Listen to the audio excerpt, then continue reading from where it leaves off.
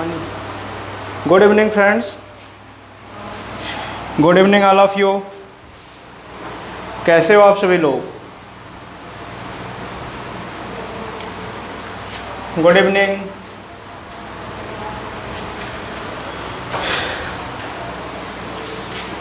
Good evening, good evening.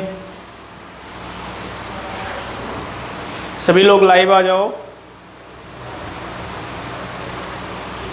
Start किया जाए class को।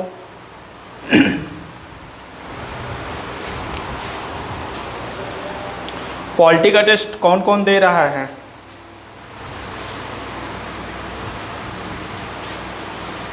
पॉलिटी का टेस्ट, और कैसा लग रहा है पॉलिटी का टेस्ट?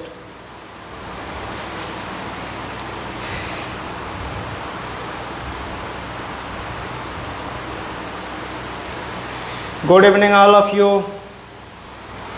टेस्ट में आप लोग जरूर शामिल हो, क्योंकि अगर आप लोगों ने टेस्ट नहीं दिया तो थ्योरी पढ़ने का कोई मतलब नहीं है।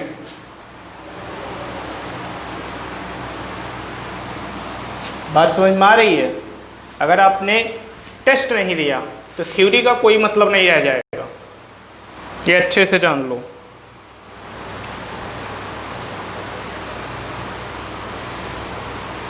सभी को जय हिंद, गुड इवनिंग। स्टार्ट किया जाए राष्ट्रपति को पढ़ना। प्रेसिडेंट पढ़ रहे थे हम लोग, आर्टिकल्स पढ़ लिए थे राष्ट्रपति से संबंधित।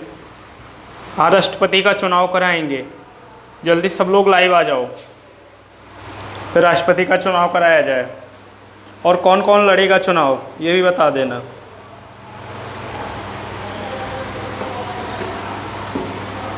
कल मैंने एक क्वेश्चन पूछा था, लेकिन फिर बात वहीं आकर रुक जाती है।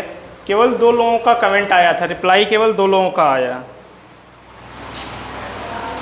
गलत था या सही था वो एक अलग बात है, लेकिन केवल 2 लोगों का कमेंट आया था, आंसर आया था। तो ऐसे कब तक चलेगा बताओ?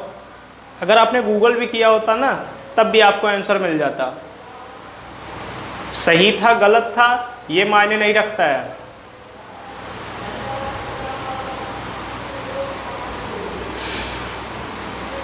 क्वेश्चन क्या था? क्वेश्चन याद है किसी को? आपको हमने क्वेश्चन क्या पूछा था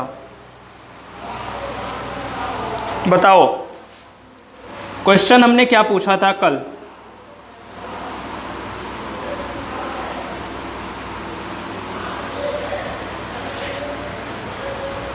बहुत बेसिक सा क्वेश्चन पूछा था। शासन प्रणाली, शासन प्रणाली के बारे में मैंने क्वेश्चन पूछा था कि विश्व में कुल कितने प्रकार की शासन प्रणाली अपनाई गई है। एक बेसिक सा क्वेश्चन था। शासन व्यवस्था कितने प्रकार की होती है, मैंने कई बार शायद बोल भी दिया था, 3 प्रकार की। उन तीनों का नाम पूछा था मैंने, और उन तीनों से संबंधित एक एक एग्जाम्पल पूछा था।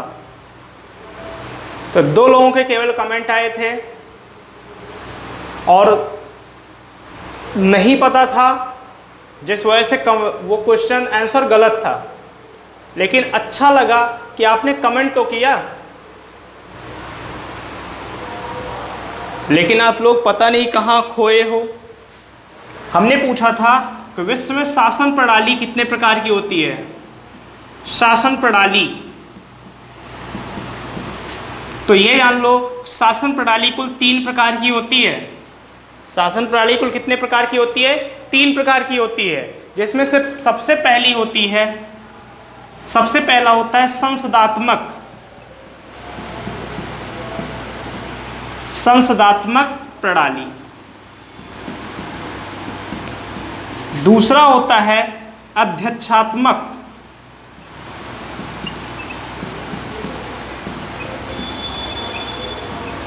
प्रणाली,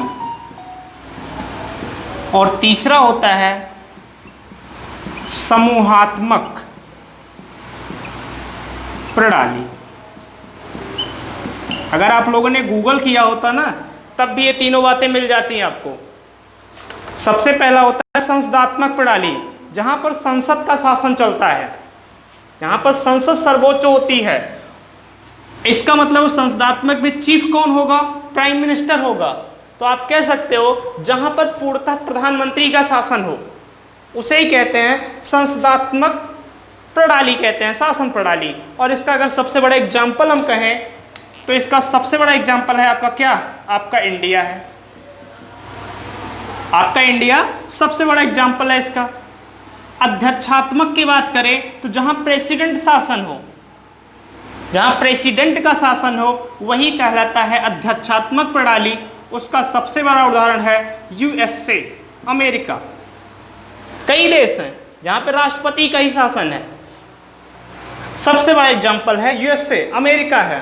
और एक तीसरी प्रणाली है जिसे हम लोग कहते हैं समूहात्मक, और समूहात्मक का केवल एकमात्र देश है, उस देश का नाम है स्विट्जरलैंड। उस देश का नाम है स्विट्जरलैंड। तो ये 3 देश हैं, कुल कितने हैं, 3 देश हैं। इन तीनों का मैंने 3 प्रणालियां हैं और इन तीनों से रिलेटेड एक एक एग्जाम्पल हो गए। आपको संसदात्मक पता होगा, यही आपको पढ़ना भी है, लोकसभा राज्यसभा कैसे संसद सरकार चलाएगी, शासन व्यवस्था चलाएगी, ये पढ़ना है आपको। अध्यक्षात्मक में हमने बताया सब पावर प्रेसिडेंट के पास होती है, प्रेसिडेंट ही वहाँ का प्रमुख होता है, वही शासन चलाता है। और ये तीसरा आपको जानने लायक है जिसे हम लोग कहते हैं समूहात्मक प्रणाली, और इसका उदाहरण केवल एकमात्र देश है, वो देश है स्विट्जरलैंड। इसका मतलब क्या होता है, इसका मतलब क्या होता है कि यहां पर स्विट्जरलैंड में कोई एक व्यक्ति के हाथ में सरकार नहीं है। यहां पे लगभग 5-6 समूह होते हैं, कई सेक्टर होते हैं, जैसे ये सेक्टर हो गया, ये सेक्टर, ये सेक्टर, ये सेक्टर, ये सेक्टर, और 5 सेक्टर के व्यक्ति मिलकर चलाते हैं वहां के शासन को। इसी को कहते हैं समूहात्मक शासन प्रणाली। तो 3 प्रकार की शासन प्रणाली पाई जाती है पूरे विश्व में। ये था कल का आंसर। हम तो यही सोचे थे कि पर डे आपको ऐसा एक क्वेश्चन देंगे जो आपके लिए पूरा नया होगा, लेकिन आप लोगों को देना ही नहीं है, आंसर ही नहीं देना है, कुछ क्रिएटिव सोचना ही नहीं है, आप गूगल भी नहीं कर सकते हो।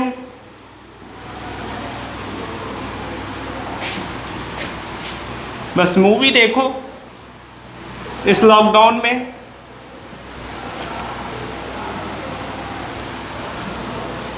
हमने तो यही प्लान बनाया था कि एक क्वेश्चन पर डे आपको दिया जाए, एक ऐसा क्वेश्चन जिसे जो आपको बुक में ना मिले, उसे उसके लिए आपको गूगल करना पड़े, लेकिन आप लोग बिल्कुल भी एक्टिव ही नहीं हो, तो क्या मतलब है, समय नहीं है किसी के पास। हम लोग पढ़ रहे थे भारतीय राज्य व्यवस्था, इंडियन पॉलिटी स्टार्ट की थी हमने, कॉन्स्टिट्यूशन से आगे बढ़े थे और हम पहुंचे थे कहां पर, पॉलिटी पर पहुंचे थे, राज्य व्यवस्था पर पहुंचे थे। और हमने स्टार्ट किया था भाग 5, हमने स्टार्ट किया था भाग 5 को। और भाग 5 क्या था, संघीय कार्यपालिका। भाग 5 क्या था, संघीय कार्यपालिका। और संघीय कार्यपालिका में हमें पढ़ना क्या था, राष्ट्रपति। और हमने कल के लेक्चर में राष्ट्रपति के बारे में आर्टिकल 52 से 62 तक की बात कर ली थी। हमने लिख लिया था आर्टिकल से संबंधित, राष्ट्रपति से संबंधित आर्टिकल्स के बारे में, अनुच्छेदों के बारे में, शक्तियों को छोड़ दें, उनके कार्य को छोड़ दें। तो संघीय कार्यपालिका हमने स्टार्ट किया था। हमने बताया था संघीय कार्यपालिका में प्रमुख 4 अंग होते हैं, जिसमें से सबसे पहला होता है राष्ट्रपति, दूसरा होता है उपराष्ट्रपति, वाइस प्रेसिडेंट, तीसरा होता है मंत्रिपरिषद और चौथा होता है भारत का महान्यायवादी। अब मैंने महान्यायवादी का नाम पूछा था कौन है, तो मुश्किल से 3-4 लोगों का रिप्लाई आया। तो सोचने वाली बात है, पता जबकि सबको रहा होगा, लेकिन जैसे लगता है कि पैसा लगता है आप लोगों को कमेंट लिखने में। शायद लगता भी हो, किसी के फोन में कमेंट वगैरह ना चलता हो तो वो बात अलग है। सबको पता था के वेणुगोपाल दास भारत के महान्यायवादी हैं, लेकिन कोई लिखने से सब बचते हैं, कहीं मेरा नाम ना जान जाए कि हम भी पढ़ रहे हैं, जैसे लग रहा है चोरी से पढ़ रहे हैं, उनका नाम हम जान जाएंगे कि ये भी क्लास में हैं। ठीक, चलिए हम लोग स्टार्ट करते हैं राष्ट्रपति के बारे में। कुछ ऐसी बातें राष्ट्रपति से जिससे संबंधित क्वेश्चन एग्जाम में पूछे जाते हैं। कुछ बेसिक से क्वेश्चन हैं, जैसे क्वेश्चन आएगा भारत का प्रथम व्यक्ति कौन होता है, तो भारत का प्रथम व्यक्ति राष्ट्रपति होता है। जो देश का राष्ट्रपति होगा वही भारत का प्रथम व्यक्ति कहलाता है। भारत का प्रमुख होता है, भारत का प्रमुख होता है, देश का वह प्रथम नागरिक होता है और राष्ट्र की एकता अखंडता का प्रतीक होता है राष्ट्रपति। अगर आपसे पूछा गया कि राष्ट्रपति कौन होता है, तो आप कहोगे कि राष्ट्रपति देश का प्रथम नागरिक होता है, देश का प्रमुख होता है, संघीय कार्यपालिका का प्रमुख होता है, संसद का प्रमुख होता है और देश की एकता अखंडता का प्रतीक होता है राष्ट्रपति। तो इतना आप राष्ट्रपति के बारे में कह सकते हो, बता सकते हो। अब आपको हेडिंग डालना है राष्ट्रपति का निर्वाचन। राष्ट्रपति का निर्वाचन किया कैसे जाता है, राष्ट्रपति को वोट देता कौन कौन है, कितने अनुमोदक लगते हैं और कितने प्रस्तावक लगते हैं, राष्ट्रपति की जब वोटिंग होती है। अब हमें पढ़ना है राष्ट्रपति की अर्हताएं के बारे में, योग्यताओं के बारे में, एलिजिबिलिटी क्या होनी चाहिए। अगर आपको चुनाव लड़ना है राष्ट्रपति का तो कुछ योग्यताएं रखनी होंगी आपको, जिस आधार पर ही आप राष्ट्रपति का चुनाव लड़ सकते हो। और यदि आप राष्ट्रपति बन जाते हो तो इसके बाद कुछ शर्तें होंगी, उन शर्तों को भी फॉलो करना होगा। एलिजिबिलिटी में और शर्तों में अंतर है। कंडीशन में एलिजिबिलिटी होती है, जैसे आप चुनाव लड़ने के लिए आप एग्जाम में बैठ रहे हो तो कुछ एलिजिबिलिटी होगी जिसके आधार पर ही आप लेखपाल का या एसआई का पेपर दे लोगे। एक बात तो ये हो गई। दूसरी बात ये होती है कि यदि आप एग्जाम क्वालिफाई कर जाते हो और आपको जॉब करनी है तो जॉब को लेकर कुछ शर्तें होती हैं, जैसे आप दो जगह पर जॉब नहीं कर सकते हो, ये एलिजिबिलिटी नहीं है, ये शर्तें हैं। कल मैंने लिखाया भी था, अर्हताएं योग्यताएं भी लिखाई थी और शर्तें भी लिखाई थी, तो दोनों अलग अलग चीजें हैं, एक चीज नहीं है। और एक बच्चे का कमेंट आया था, क्वेश्चन आया था, बहुत अच्छा क्वेश्चन था और अच्छा लगा कि उसने पढ़ा तभी वो चीज पूछी थी। ठीक, एक क्वेश्चन पूछा गया था, मैंने उस दिन मौलिक कर्तव्य पढ़ाया था, फंडामेंटल ड्यूटी पढ़ाई थी, और जिसने फंडामेंटल ड्यूटी पढ़ा होगा तो उस दिन मैंने लिखाया था एक कमेटी का नाम, जिसका नाम था जेएस कमेटी। हमने बताया था जेएस कमेटी के बारे में बताया था, याद होगा आप लोगों को। और हमने बताया था जेएस कमेटी जो बनी थी 1999 में, जेएस कमेटी बनी थी 1999 में, और इस जेएस कमेटी ने कहा था कि जो फंडामेंटल ड्यूटी हैं, जो मौलिक कर्तव्य हैं, इन्हें बाध्यकारी बना देना चाहिए। इन्हें क्या बना दें? बाध्यकारी बना दें। ऐसा कहना था जेएस कमेटी 1999 की। बातें क्लियर है यहां पर, ये हमने बताया भी था। लेकिन एक बात जानो, एक जेएस कमेटी, सेम इसी नाम, जेएस वर्मा कमेटी है, ये पूरा नाम था जेएस वर्मा कमेटी, और फिर जेएस वर्मा कमेटी, व्यक्ति अलग अलग हैं। कमेटी बनती है 2013 में, जेएस वर्मा कमेटी बनती है 2013 में। और यह कमेटी क्यों बनी थी? तो यह कमेटी बनी थी जब दिल्ली में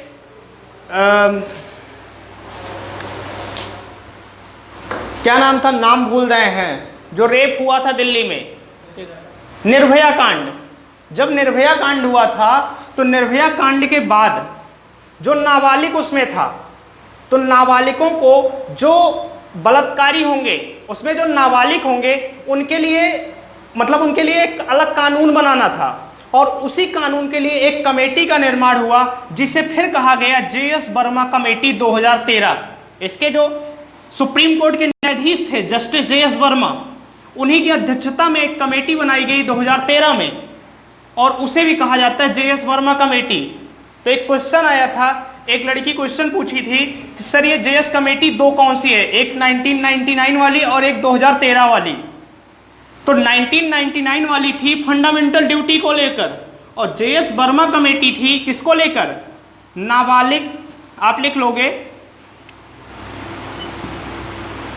नाबालिग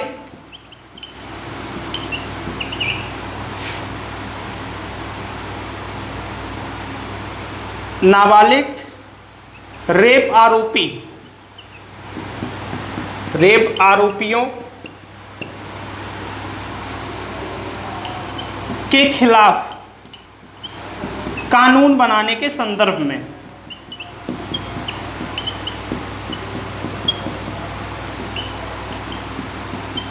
यहां तक बातें आप लोगों को समझ में आ रही हैं?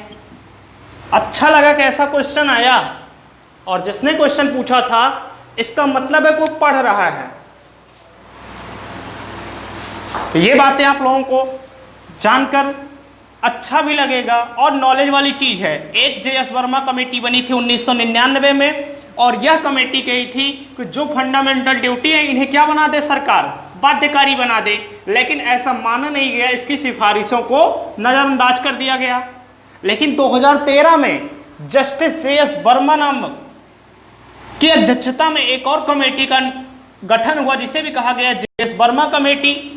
और यह किया क्यों गया था कि जो रेप आरोपी होते हैं, जो रेपिस्ट होते हैं, अगर वो नाबालिग होंगे तो उनके खिलाफ कुछ कानून बनाया जाए। ये ना हो कि वो नाबालिग हैं और नाबालिग के नाम पर उन्हें छोड़ दिया जाए, तो उन्हीं के संदर्भ में कुछ कानून बनाया जाए। ऐसी एक कमेटी का फिर से गठन हुआ, जिसे कहा जाता है JS वर्मा कमेटी 2013। यह निर्भया कांड के बाद हुआ था। यह क्वेश्चन अच्छा था।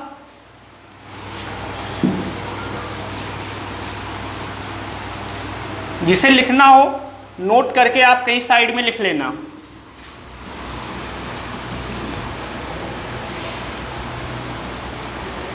और आप लोग टेस्ट जरूर दो, बिना टेस्ट के पार नहीं लगेगा, ये जान लो। और जिसे SI का एग्जाम देना है वो तो खासकर।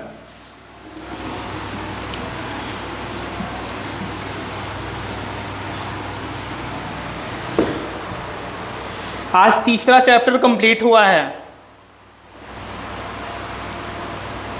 आप सीरीज पूरी पढ़ी हुई है, उसकी PDF भी मिलेगी आप लोगों को,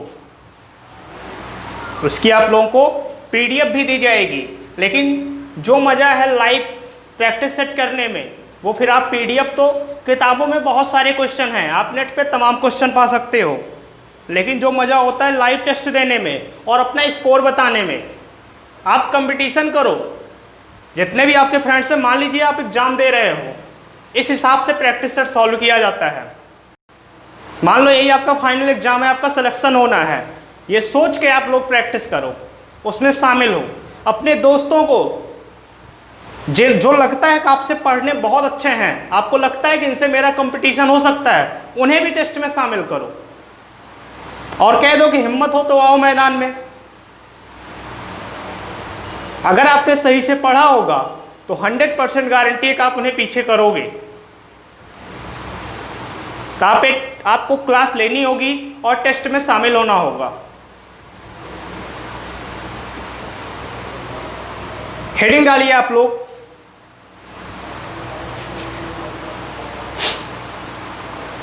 हेडिंग डालिए राष्ट्रपति का निर्वाचन। राष्ट्रपति का निर्वाचन, हेडिंग डालिए।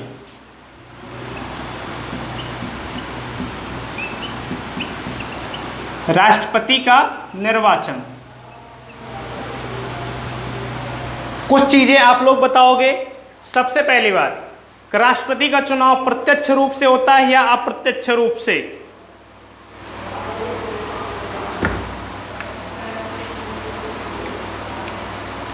राष्ट्रपति का निर्वाचन कैसे होता है?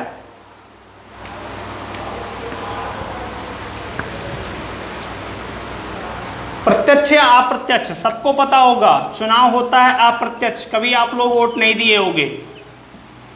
अप्रत्यक्ष चुनाव प्रणाली होती है राष्ट्रपति के चुनाव में। तो सबसे बड़ी चीज होती है वोट देता कौन है,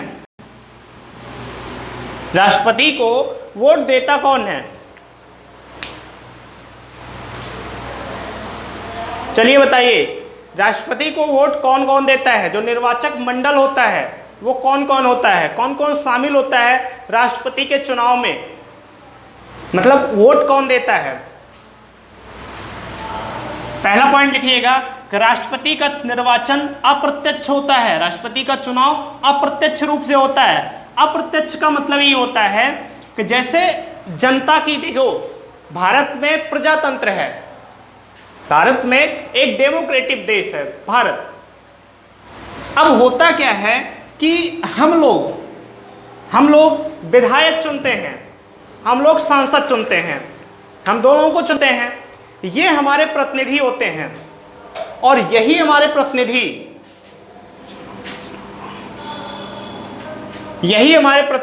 क्या करते हैं, राष्ट्रपति के चुनाव में शामिल होते हैं।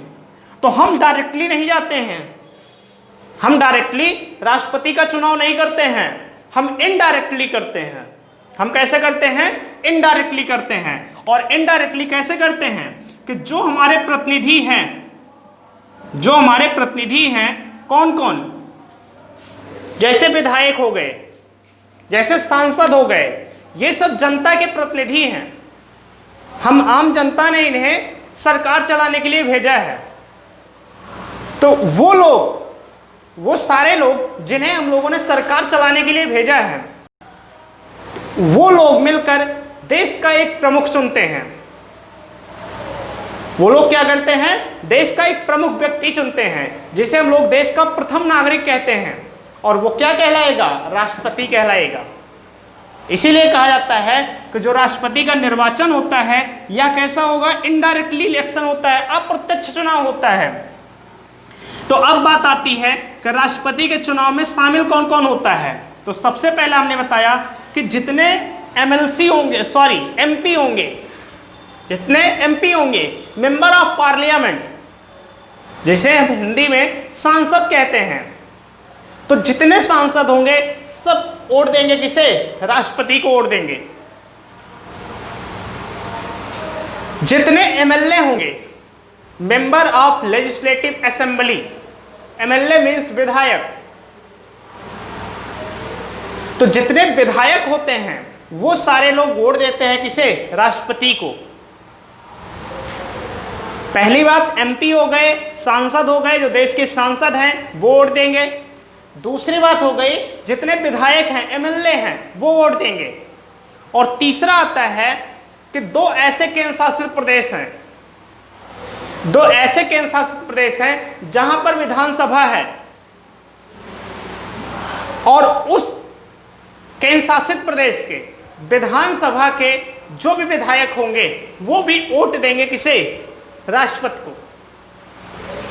लेकिन इन सब में एक कॉमन चीज है, और उस पर ध्यान देना आप लोग कि वो केवल निर्वाचित होने चाहिए। वो केवल निर्वाचित सदस्य होने चाहिए। मतलब जो सांसद होगा वो निर्वाचित होना चाहिए, जो एमएलए होगा वो निर्वाचित होना चाहिए, चाहे एमएलए वो दिल्ली का हो या फिर यूपी का हो। जितने एमएलए वोट देंगे, जितने एमपी वोट देंगे, सबका निर्वाचन हुआ हो। यदि निर्वाचन हुआ हो तभी वो वोट दे सकते हैं किसे, राष्ट्रपति को। ऐसा करने की जरूरत क्यों पड़ी? तो आप सबको पता होगा कि जो हमारे सांसद होते हैं वो लोकसभा राज्यसभा के सदस्य होते हैं ना, वो लोकसभा और राज्यसभा के सदस्य होते हैं। और लोकसभा और राज्यसभा में जो मनोनीत सदस्य होते हैं उन्हें मनोनीत कौन करता है, राष्ट्रपति ही करता है। उन्हें मनोनीत कौन करता है, खुद ही राष्ट्रपति करता है। तो जब राष्ट्रपति खुद ही किसी को मनोनीत कर रहा है तो वो तो समझ लो राष्ट्रपति का आदमी हो गया, राष्ट्रपति जिसे मनोनीत किया है। तो अब निश्चित है कि बात एक तरफा हो जाएगी, तो इसीलिए कहा जाता है कि जिसे राष्ट्रपति मनोनीत करता है, जिसे राष्ट्रपति मनोनीत कर रहा है, वो वोट नहीं देंगे। ऐसा कहता है कौन? ये हमारा संविधान कहता है, जो निर्वाचक मंडल होता है राष्ट्रपति का, कि राष्ट्रपति को जितने लोग वोट देंगे उन सब का निर्वाचन हुआ होना चाहिए। और यदि कोई मनोनीत सदस्य है तो मनोनीत सदस्य कभी भी राष्ट्रपति के चुनाव में शामिल नहीं होंगे, ऐसा हमारा संविधान कहता है। तो आप लिखिएगा, पहला पॉइंट आपने लिखा होगा कि राष्ट्रपति का निर्वाचन अप्रत्यक्ष होता है। दूसरी लाइन में लिखिए राष्ट्रपति का चुनाव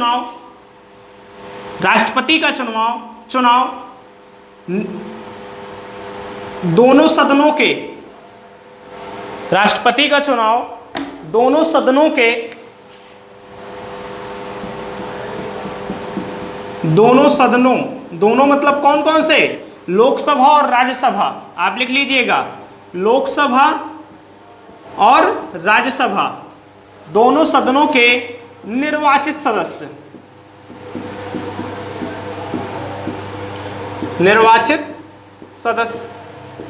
सबसे पहली बात। दूसरा लिखिएगा, आप क्या लिख रहे हो? राष्ट्रपति का निर्वाचन या राष्ट्रपति का चुनाव या राष्ट्रपति के चुनाव में दोनों सदनों के निर्वाचित सदस्य, कॉमा, सभी राज्यों के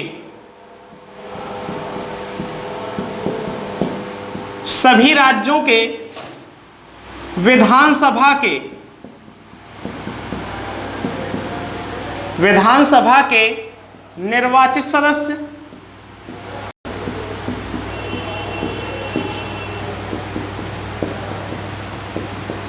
तथा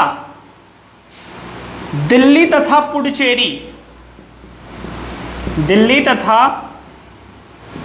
पुडुचेरी केंद्र शासित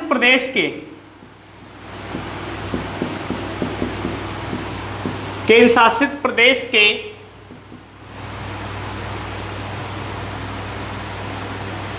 विधानसभा के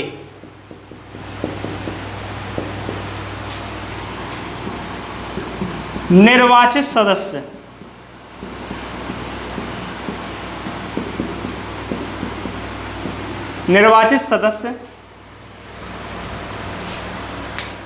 देते हैं।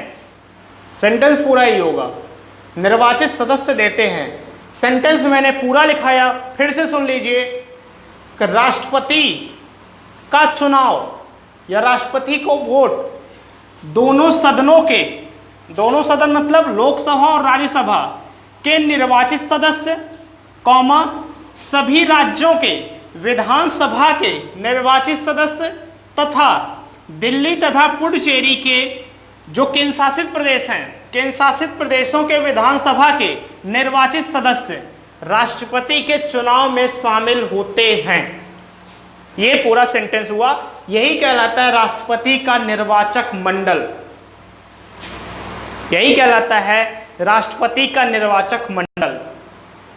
आपने इतनी बातों को लिख लिया है तो आप हेडिंग डालिएगा नोट, और नोट में 2 पॉइंट लिखिएगा। ये इरेज करें, लिखिए नोट, इरेज कर रहे हैं। नोट में पहला पॉइंट लिखिए मनोनीत सदस्य।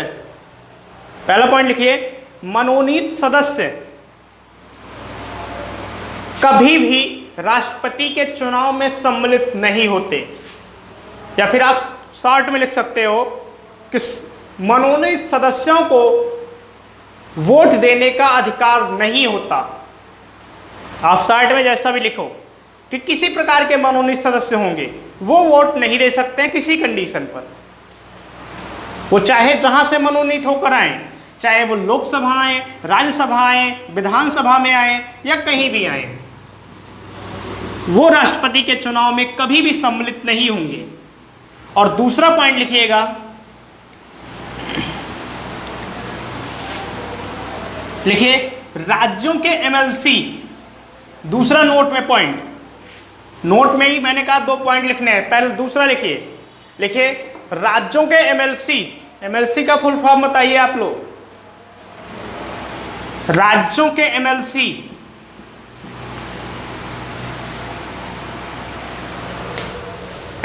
किसके सदस्य होते हैं? विधान परिषद के। जो राज्यों में विधान परिषद हैं, कितने राज्यों में विधान परिषद है? लिखिएगा, राष्ट्रपति को वोट एमएलसी या विधान परिषद के सदस्य नहीं देते हैं, या राष्ट्रपति को वोट देने का अधिकार एमएलसी सदस्यों को नहीं होता है। ऐसा कहा गया है किसमें? हमारे राष्ट्रपति के निर्वाचक मंडल में। राष्ट्रपति के निर्वाचक मंडल में एमएलसी सदस्यों को शामिल नहीं किया गया है।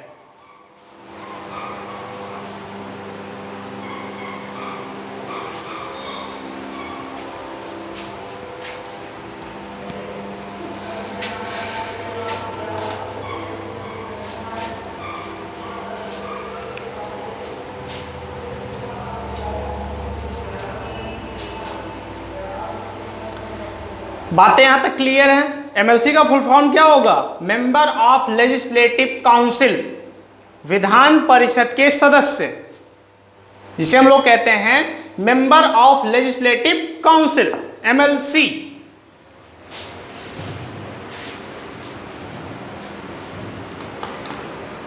चलिए अगली हेडिंग डालिए।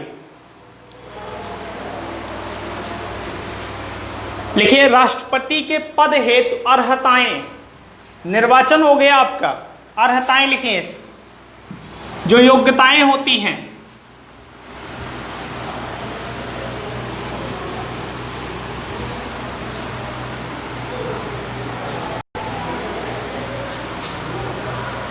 लिखिए, राष्ट्रपति के पद हेतु अर्हताएं। राष्ट्रपति के पद हेतु अर्हताएं। और पहला लिखिए योग्यता, इसी को क्या कहते हैं? योग्यता कहते हैं। और किस आर्टिकल में है? कल हम आर्टिकल लिखा चुके हैं। अर्हताएं, योग्यताएं किस आर्टिकल में है?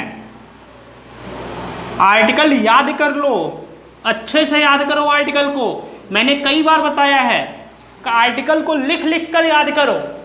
पर डे 2 आर्टिकल लिखो, 3 आर्टिकल लिखो, लेकिन आर्टिकल्स याद करो। आर्टिकल है 58। इसी बात पर बता दो, शपथ किसमें है?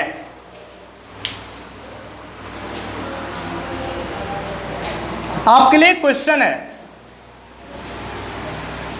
अगर आप लोग चाहते हो क्वेश्चन का आंसर देना कमेंट सेक्शन में, लेकिन आंसर आना चाहिए। कमेंट सेक्शन आप लोग भरते ही नहीं हो। आप कमेंट सेक्शन में आप अपना थैंक यू लिख सकते हो, या आपकी कोई राय है, या आप कोई क्वेश्चन आपके मन में है, तो आप वो चीजें पूछ सकते हो कमेंट सेक्शन में। लेकिन कमेंट सेक्शन एकदम पूरा खाली छोड़ देते हो आप लोग। अर्हताएं 58 में है, 59 में शर्तें हैं, और 60 में क्या है? शपथ है। 61 में महाभियोग प्रक्रिया है, और 62 में पद रिक्त होने पर जो 6 महीने के भीतर पद भरा जाता है वो है 62 में। तो आर्टिकल को अपने एकदम माइंड में बैठा लो। कार्यपालिका का प्रमुख होगा आर्टिकल 53 से। तो ये सारी चीजें आप लोग क्या करो, दिमाग में बैठाओ। 58 में योग्यताएं हैं, 59 में शर्तें हैं, 60 में शपथ है, 61 में महाभियोग है, 62 में पद रिक्त की बात है। एक एक अक्षर याद करना है, बस ये याद करना है। योग्यता 58, शर्तें 59, शपथ 60, महाभियोग 61, पद रिक्त हुआ तो 62। ऐसे ही याद करो, चीजों को बार बार बोलो, याद अपने आप होगा।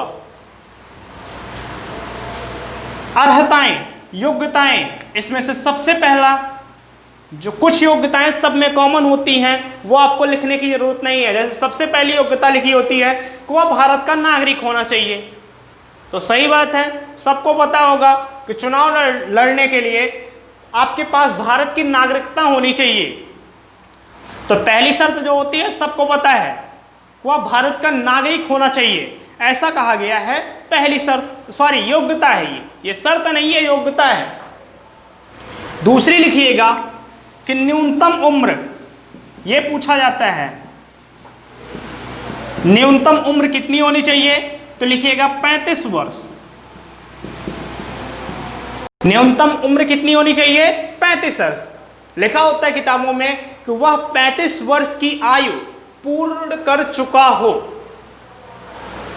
उसकी एज 35 साल की हो गई हो, तभी आप चुनाव लड़ सकते हो।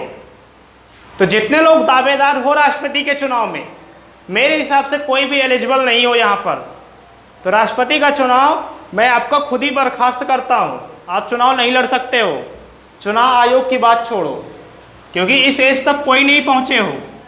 अच्छा एक बात बताओ, मैक्सिमम एज क्या होती है राष्ट्रपति के चुनाव लड़ने की? राष्ट्रपति के चुनाव लड़ने की मैक्सिमम एज क्या होती है? तो मैक्सिमम एज कुछ नहीं होती, इनफाइनाइट है।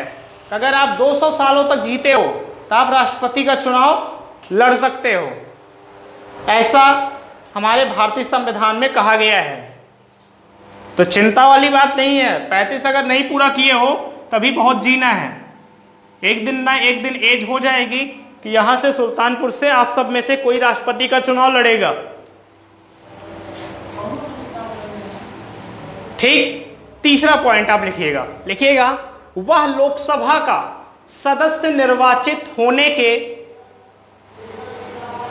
क्या कहते हैं, लोकसभा का सदस्य निर्वाचित होने के योग्य हो।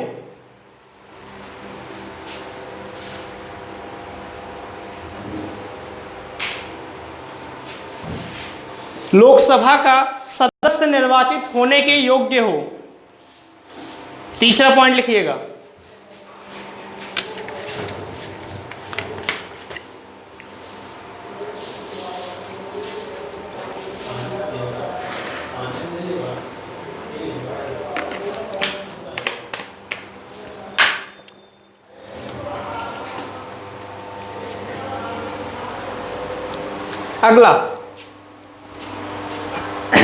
अगला लिखिए, राष्ट्रपति के नामांकन के लिए 50 प्रस्तावक 50 प्रस्तावक तथा 50 अनुमोदक 50 प्रस्तावक तथा 50 अनुमोदक होने चाहिए। कोई प्रस्तावक और अनुमोदक का मतलब बता सकते हो?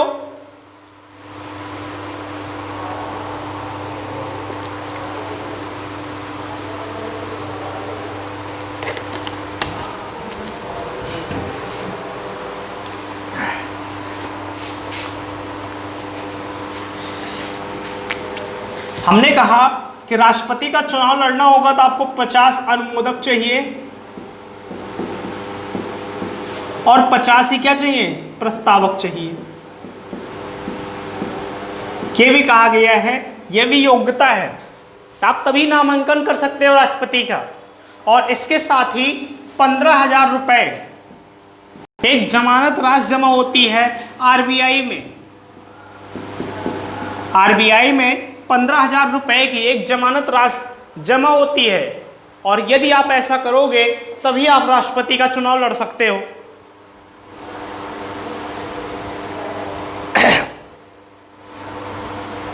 बातें क्लियर है?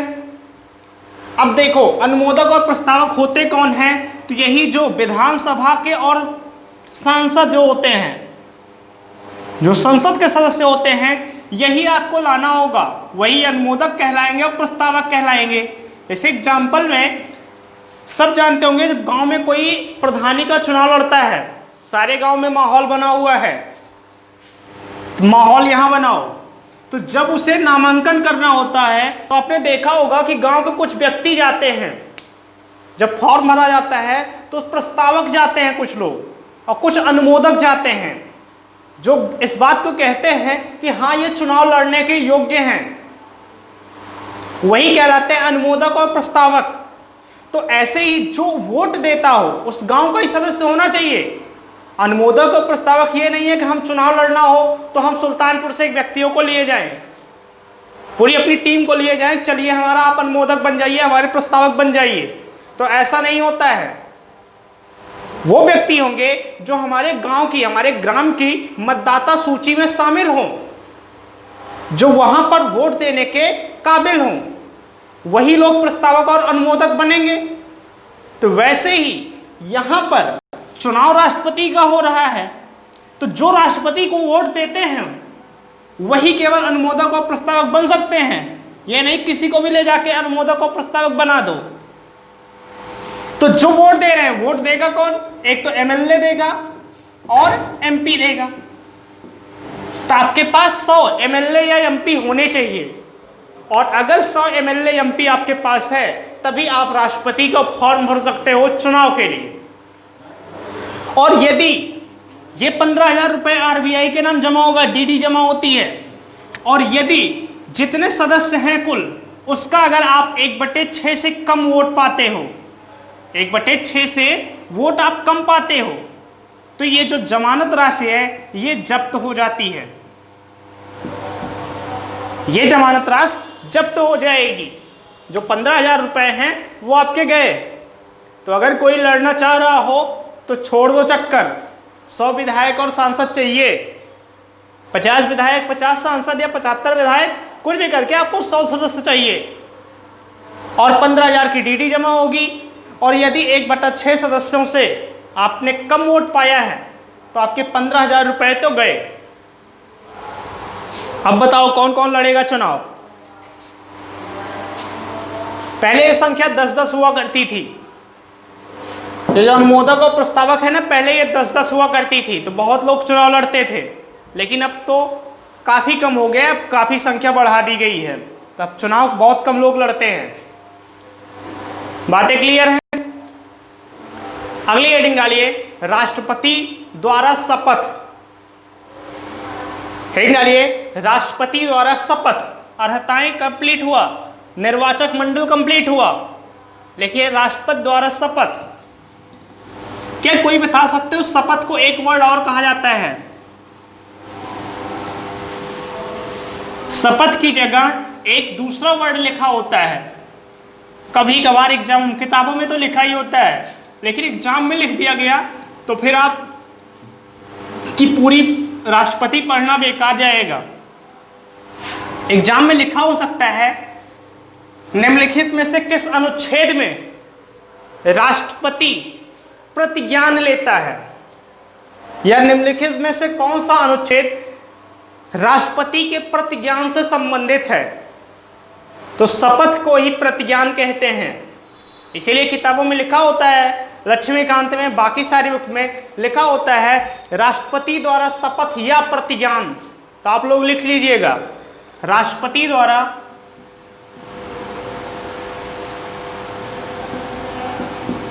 शपथ, या इसी को कहते हैं प्रतिज्ञान।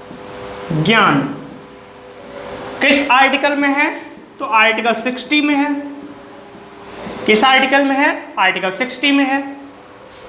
और बस एक बेसिक सा क्वेश्चन पूछा जाता है कि राष्ट्रपति को शपथ कौन दिलाता है?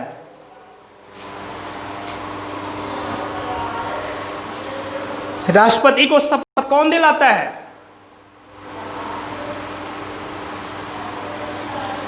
जल्दी बताओ, सबको पता होना चाहिए, कल भी बात हुई थी।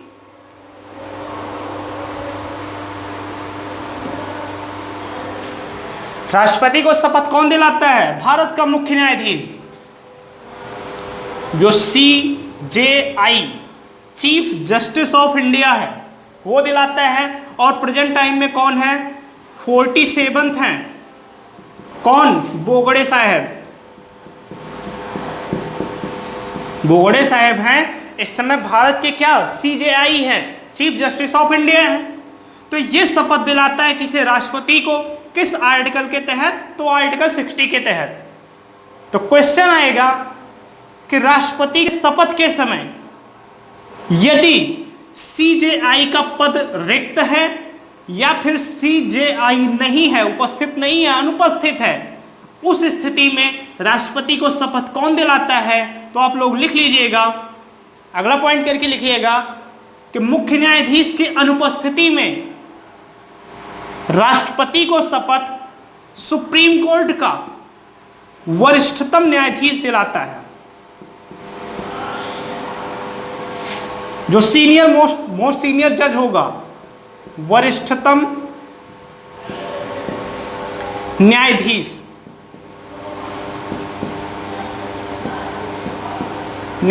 दिलाता है। यह बात हुई राष्ट्रपति के शपथ से संबंधित।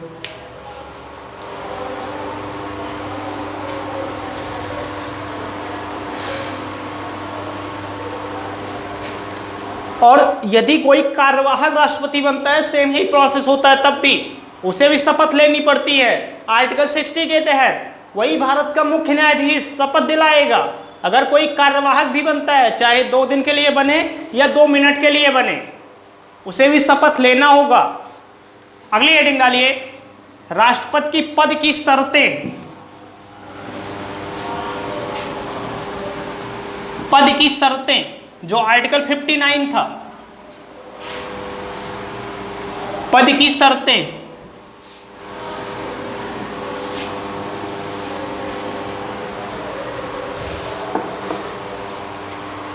पद की शर्तें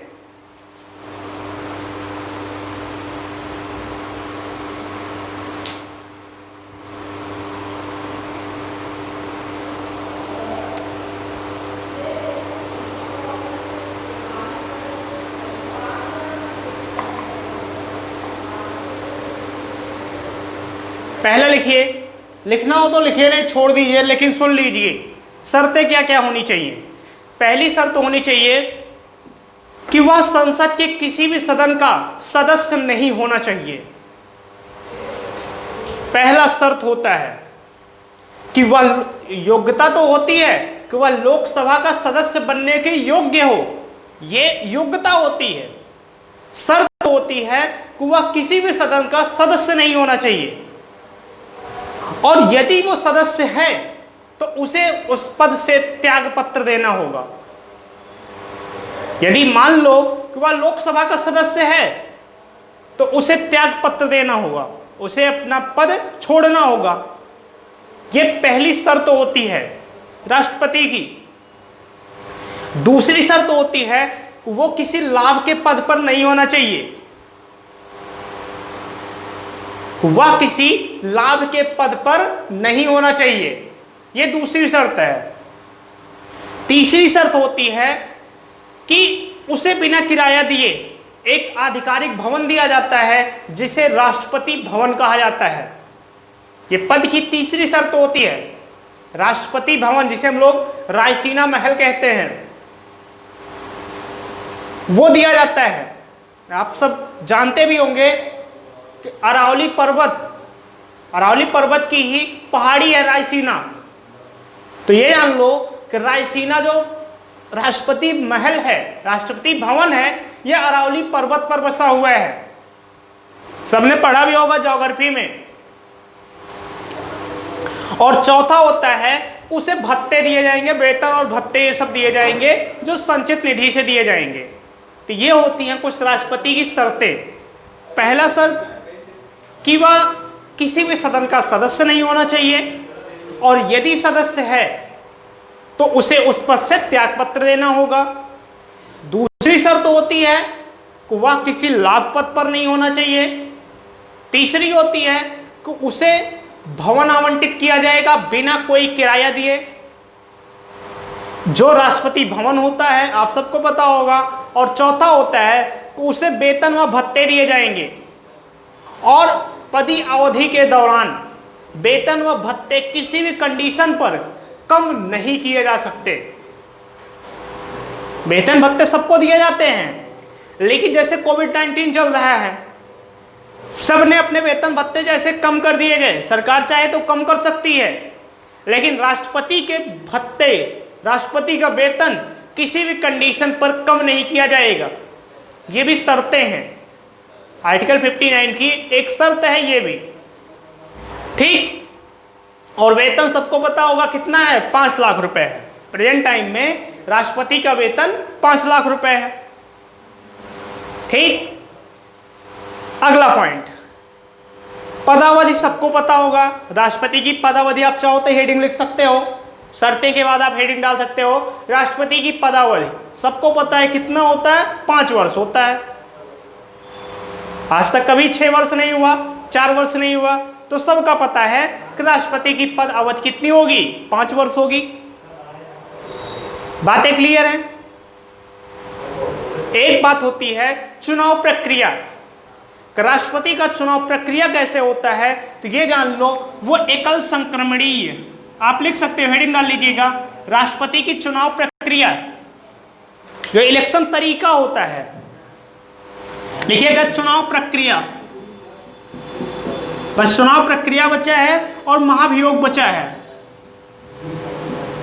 चुनाव प्रक्रिया, तो लिखिएगा कि राष्ट्रपति का चुनाव एकल संक्रमणीय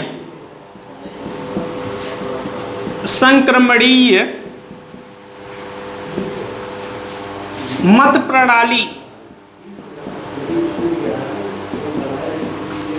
द्वारा होता है।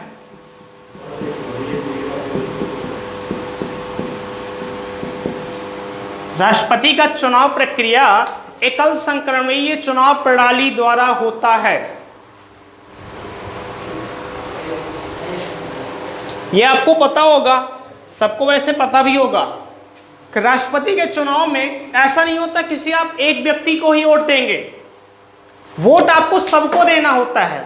जितने भी लोग मेंबर चुनाव लड़ रहे हो, वोट आप सबको दोगे, लेकिन वोट देने का एक तरीका होता है, उसी तरीके को कहते हैं एकल संक्रमणीय मत प्रणाली। और वो तरीका क्या होता है, कहा जाता है कि इस तरीके में, इस प्रणाली में वरीयता के आधार पर वोटिंग की जाती है। जैसे एग्जाम्पल बताएं, कैसे विजयी कोई कैसे होता है। जैसे 5 लोग चुनाव लड़ रहे हो, 1 व्यक्ति, 2 व्यक्ति, 3, 4 और 5 व्यक्ति, ये 5 व्यक्ति चुनाव लड़ रहे हो। और कुछ व्यक्ति हैं, जैसे ए हैं, बी हैं, ये सब वोटर हैं, ये सब एमएलए हैं, विधायक हैं, ये सब हैं, ये लोग, इतने लोग हैं। तो जब ए वोट देने जाएगा इन 5 में से किसी को, तो वो करेगा क्या, जो इसकी पहली पसंद होगी। मान लो ये अमित शाह हैं, नरेंद्र मोदी हैं, रामनाथ कोविंद हैं, राहुल गांधी हैं, और कौन है, एक हम हैं, एक खुद आप मान लो, खुद को मान लो राष्ट्रपति के दावेदार मान लो। तो ए वोट देने जाता है, तो ये वोट किसे देगा, मान लीजिए वोट देता है राहुल गांधी को, तो ये नहीं है कि राहुल गांधी को वोट देने के बाद ये हट जाएगा, वोट इसे सबको देना है। तो दूसरी पसंद इसकी हम हो गए, ये फिर हमको वोट ये दे दिया, ये इसने वोट दिया, इसे पहले नंबर पे कहा कि ये मेरी पहली पसंद है, ये दूसरी पसंद है, इसका नाम कुछ और रख लेना आप, राहुल गांधी, अमित शाह, नरेंद्र मोदी, योगी, राहुल गांधी और हम। कहा ये हमारे चौथे पसंद हैं, ये हमारे 5वें पसंद हैं, और ये तीसरे पसंद हैं, ठीक। फिर एक व्यक्ति बी जाता है और बी कहता है नहीं ये हमारे पहले हैं, योगी जी बने हमारे देश के राष्ट्रपति, कहता है ये सही है, राहुल गांधी सही है, लेकिन ये दूसरे हैं, नरेंद्र मोदी तीसरे हैं और अमित शाह चौथे हैं, और हमें 5वें पे कर दिया। फिर सी वोट देने गया, तो सी ने क्या कहा कि ए पे जो है ए इसने फिर कहा, जबकि इसने 2 कह दिया कि नरेंद्र मोदी हो, 3 पे कह दिया अमित शाह हो, 5 पे राहुल गांधी किया, और क्या किया, 4 पे हमें कर दिया। फिर एक व्यक्ति गया, मान लीजिए 3 पे ही रिजल्ट निकाल दें, 3 पे गया, तो इसने क्या कहा कि योगी हमारे पहले पसंद है, दूसरे पे ये है, तीसरे पे ये है, चौथे पे है, 5वें पे है, और यही 4 लोगों को वोटिंग करनी थी। अब 4 लोगों में देखा गया कि योगी जी विजयी हो रहे हैं, तो योगी जी आगे क्या होंगे, भारत के राष्ट्रपति कहलाएंगे। यही कहलाती है एकल संक्रमणीय चुनाव प्रणाली, जिसे वरीयता के आधार पर वोटिंग की जाती है। समझ में आई हो बात तो हाँ लिख देना, नहीं तो कल एक बार फिर से इसे बता देंगे। इसी आधार पर राष्ट्रपति को वोट दिया जाता है। अगली हेडिंग डालिए, राष्ट्रपति का त्याग पत्र।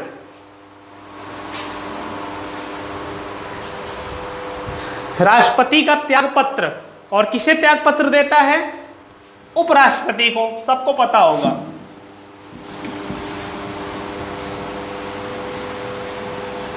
राष्ट्रपति का त्याग पत्र। वोटिंग आप लोगों को समझ में आई है?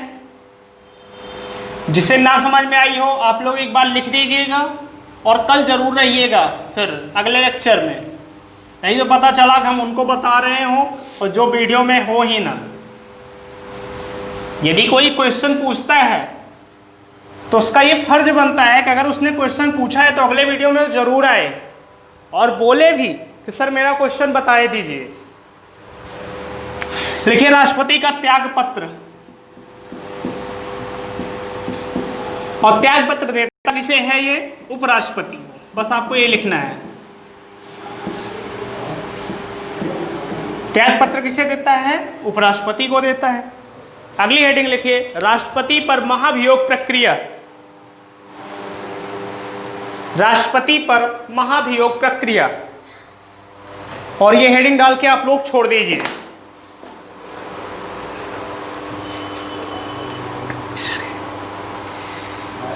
कल महाभियोग खत्म करके इसकी शक्तियों के बारे में, राष्ट्रपति के शक्तियों के और राष्ट्रपति के कर्तव्य के बारे में बताएंगे।